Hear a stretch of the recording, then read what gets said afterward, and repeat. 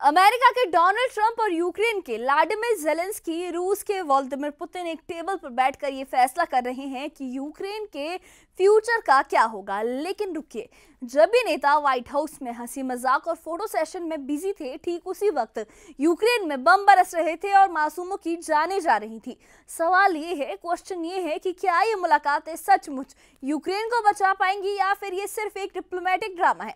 आज के इस वीडियो में हम आपको ले चलते हैं 18 अगस्त 2025 की उस ऐतिहासिक व्हाइट हाउस मीटिंग की इनसाइड स्टोरी में, जहां दुनिया की नजरें टिकी थी। तो चलिए डालते हैं एक नजर इस कॉम्प्लिकेटेड इशू पर, जो शायद यूक्रेन की जंग का फ्यूचर तय कर सकते हैं। रूस और यूक्रेन की जंग अब 4 साल से ज्यादा वक्त से चल रही है और 2022 में जब रूस ने यूक्रेन पर हमला किया था, तब से लेकर आज तक लाखों जिंदगियां तबाह हो चुकी हैं, शहर बर्बाद हो गए हैं, लोग बेघर हो गए हैं और इस जंग ने पूरी दुनिया को हिलाकर रख दिया है। लेकिन अब 18 अगस्त 2025 को व्हाइट हाउस में हुई एक हाई प्रोफाइल मीटिंग ने सबके कानों को खड़ा कर दिया था। इस मीटिंग में अमेरिका के राष्ट्रपति डोनाल्ड ट्रंप और यूक्रेन के राष्ट्रपति व्लादिमीर ज़ेलेंस्की और यूरोप के तमाम बड़े नेता शामिल थे। सवाल ये है कि क्या ये मीटिंग सचमुच शांति की राह खोलेंगी या फिर ये सिर्फ एक और डिप्लोमेटिक ड्रामा है। आइए इस कहानी को स्टेप बाय स्टेप समझते हैं। पहले ये बात करते हैं उस मुलाकात की जिसने इस व्हाइट हाउस मीटिंग की नींव रखी थी, इसकी फाउंडेशन रखी थी और जिसके बाद ये मीटिंग हुई है। कुछ ही दिन पहले 15 अगस्त 2025 को डोनाल्ड ट्रंप और रूसी राष्ट्रपति व्लादिमीर पुतिन अलास्का में मिले थे। ये मुलाकात करीब 3 घंटे तक चली थी और पूरी दुनिया की नजरें इस पर टिकी थी। ट्रंप ने यह दावा किया था कि इस मीटिंग में बड़ी ज्यादा प्रगति हुई है, काफी डेवलपमेंट्स हुई है, लेकिन कोई भी ठोस नतीजा इस मीटिंग में नहीं निकला था। पुतिन ने ये साफ साफ कहा था कि वो यूक्रेन के कुछ इलाकों जैसे डोनेट्स्क, लुहांस्क, खेरसान और जापोरिजिया को रूस का हिस्सा मानने की शर्त पर ही कोई भी सीज़फायर डील, कोई भी पीस एग्रीमेंट, कोई भी शांति समझौता करेंगे। तो दूसरी तरफ ज़ेलेंस्की ने इन इलाकों को रूस को सौंपने से साफ इनकार कर दिया है, यानी अलास्का में बात बनने की बजाय और ज्यादा उलझ गई। लेकिन ट्रंप ने हार नहीं मानी। अलास्का मीटिंग के बाद उन्होंने ज़ेलेंस्की को व्हाइट हाउस बुलाया और ये मुलाकात थी वो मौका जब पूरी दुनिया को लगा कि शायद अब यूक्रेन जंग का कोई हल निकल जाए। लेकिन क्या सचमुच ऐसा हुआ? चलिए व्हाइट हाउस की उस मीटिंग में झांकते हैं, ये पता करते हैं, आपको बताते हैं कि आखिर हुआ क्या। 18 अगस्त 2025 को व्हाइट हाउस का माहौल कुछ अलग हो गया था। डोनाल्ड ट्रंप ने ज़ेलेंस्की का गर्मजोशी से स्वागत किया। दोनों नेताओं को हंसी मजाक करके देखा गया, एक दूसरे के कंधे पर हाथ रखते देखा गया और ये वही ट्रंप और ज़ेलेंस्की थे जो 6 महीने पहले फरवरी 2025 में एक दूसरे से तनातनी भरी बातचीत भी कर रहे थे। ये रिपोर्ट्स भी आई थी। उस वक्त ज़ेलेंस्की को ट्रंप ने व्हाइट हाउस से बाहर का रास्ता तक दिखा दिया था। लेकिन अब माहौल बदला हुआ था। व्हाइट हाउस के ईस्ट रूम में एक बड़ी टेबल सजी थी। एक तरफ ट्रंप, उनके बाएं और इटली की प्रधानमंत्री जॉर्जिया मेलोनी और जर्मनी की चांसलर फ्रेडरिक मर्ज थे। दाईं ओर फ्रांस के राष्ट्रपति इमैनुअल मैक्रों और ब्रिटेन के प्रधानमंत्री कीर स्टारमर थे। टेबल के दूसरी तरफ ज़ेलेंस्की और उनके साथ नेटो चीफ मार्क रूटे, फिनलैंड के राष्ट्रपति अलेक्जेंडर स्टब और यूरोपियन आयोग की अध्यक्ष उर्सुला वॉन डेर लेन थी, यूरोपियन यूनियन की अध्यक्ष। ये थी वो ताकतवर जमात, ये सारे लोग जो साथ मिलकर, पावरफुल लोग जो है साथ मिलकर यूक्रेन को बचाने और यूक्रेन जंग का, यूक्रेन की वॉर का फ्यूचर डिसाइड करने की मीटिंग कर रहे थे। लेकिन इस मीटिंग में जो हुआ वो शायद ज़ेलेंस्की के लिए एक बड़ा झटका था। ट्रंप ने ये साफ कहा कि यूक्रेन को ना तो क्रीमिया वापस मिलेगा और ना ही वो नेटो का हिस्सा बन सकता है। और इतना ही नहीं, ट्रंप ने ज़ेलेंस्की पर यह भी दबाव डाला कि वो रूस के साथ समझौता करे, क्योंकि रूस एक बड़ी ताकत है, एक पावरफुल कंट्री है, एक ग्लोबल पावर है। ट्रंप का ये बयान सुनकर ज़ेलेंस्की के चेहरे के रंग उड़ गए होंगे, क्योंकि वो बार बार स्थायी शांति की बातें कर रहे थे, ना कि किसी भी अग्रीमेंट की, ना कि किसी भी समझौते की, और लैंड स्वैप डील की तो बिल्कुल भी नहीं।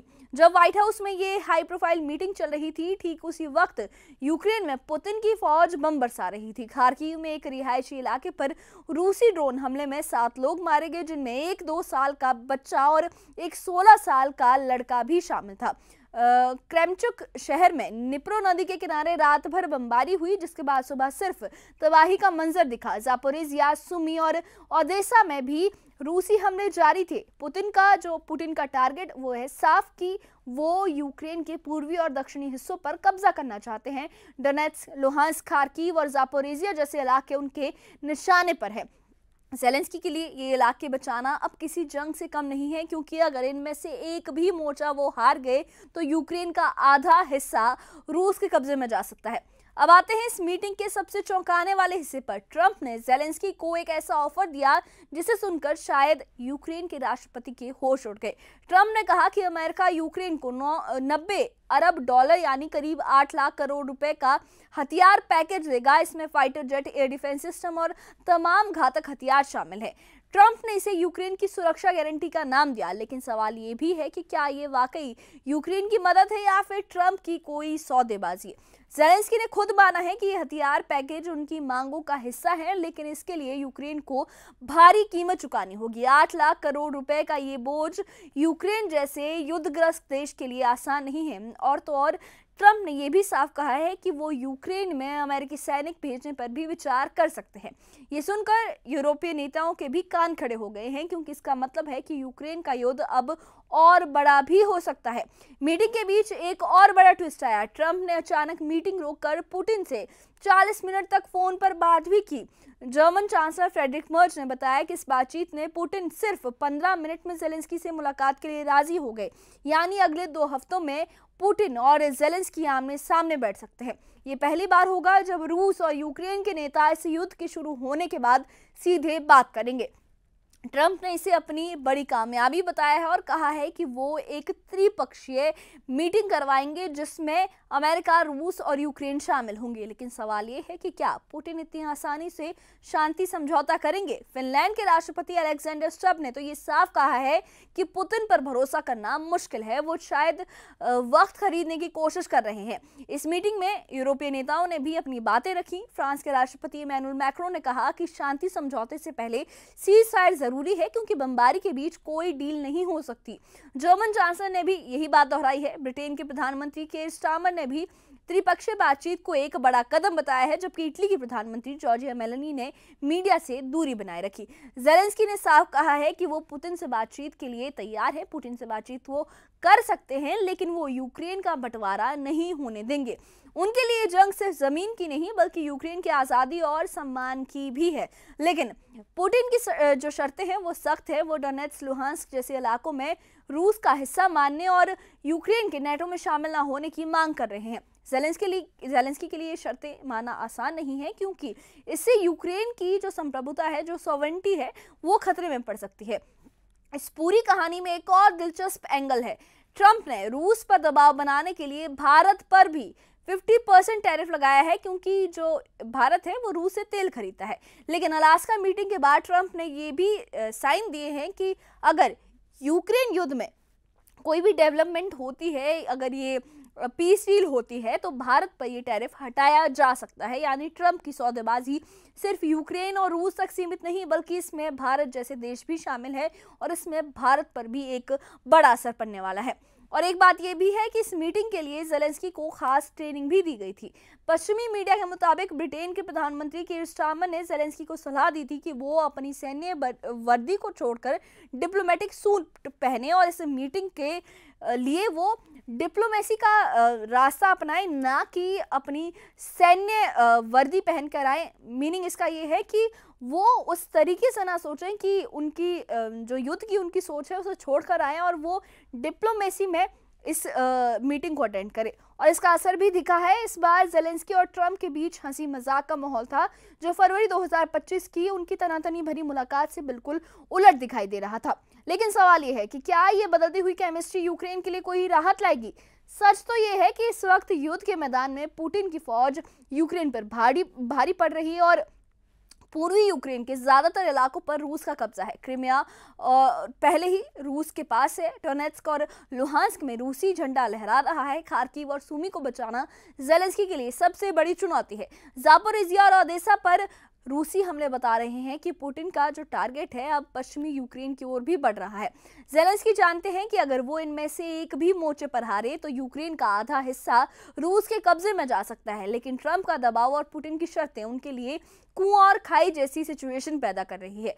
तो अब बड़ा सवाल ये है, क्या व्हाइट हाउस की ये मीटिंग यूक्रेन युद्ध को खत्म कर पाएगी। ट्रंप ने भले ही एक त्रिपक्षीय मीटिंग का वादा किया हो, लेकिन पुतिन की शर्तें और यूक्रेन की मजबूरी इसे आसान नहीं बनने दे रहे। ज़ेलेंस्की ने ये साफ कहा है कि वो शांति चाहते हैं, लेकिन वो यूक्रेन का बंटवारा नहीं होने देंगे। दूसरी तरफ यूरोपीय नेता सीज़फायर और यूक्रेन की संप्रभुता की बात कर रहे हैं, लेकिन पुतिन की ताकत के सामने उनकी बातों का कितना वजन होगा ये देखना बाकी है। ट्रंप की सौदेबाजी ने एक बात तो साफ कर दी है कि वो इस युद्ध को अपने फायदे के लिए इस्तेमाल कर रहे हैं। 8 लाख करोड़ का हथियार पैकेज हो या फिर भारत पर टैरिफ का खेल हो, ट्रंप की हर चाल में उनकी डील मेकर वाली छवि साफ दिख रही है। लेकिन सवाल ये है कि क्या उनकी ये डील यूक्रेन को बचा पाएगी या फिर ये ज़ेलेंस्की के लिए एक और जाल साबित होगी।